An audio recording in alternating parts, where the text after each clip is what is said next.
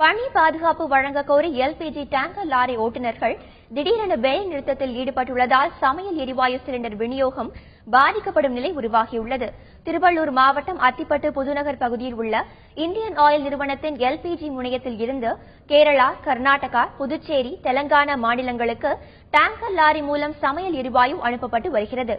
இந்த முனையத்தில் இருந்து எரிவாயு எடுத்துச் செல்லும் டேங்கர் லாரி ஓட்டுநர்கள் இரவு முதல் வேலை நிறுத்தத்தில் ஈடுபட்டுள்ளனர்.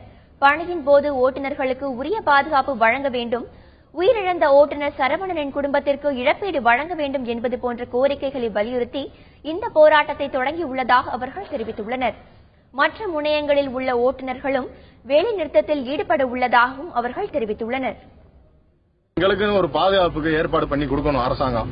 அதுபோக இப்ப இறந்த எங்க டிரைவருக்கு ஏதாவது ஒரு நிவாரணம், இழப்பீடு குடும்பத்துக்கு அவங்களுக்கு போய் சேரணும். அவர் இருந்திருந்தா இப்ப எவ்வளவோ அவங்க குடும்பத்தை பார்க்க முடியும். இன்னைக்கு அவர் இல்லாத சூழ்நிலை அவர் குடும்பத்துக்கு ஏதாவது ஒரு நிவாரணம் போய் சேரணும்.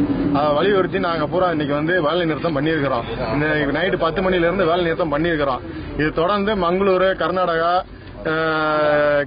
கொச்சின், கேரளா, தூத்துக்குடி பாக்கி 3 இடத்துலயுமே நாளைக்கு காலையில இருந்து வேலை நிறுத்தம் பண்றதா சொல்லி எங்க டிரைவர்கள் முடிவு எடுத்திருக்கிறோம். எங்களுக்கு பணி பாதுகாப்பு வழியில எங்களுக்கு எந்த பாதுகாப்புமே இல்லை. இறந்தவருக்கு ஏதாவது ஒரு நிவாரண தொகை எங்களுக்கு கொடுக்கணும்.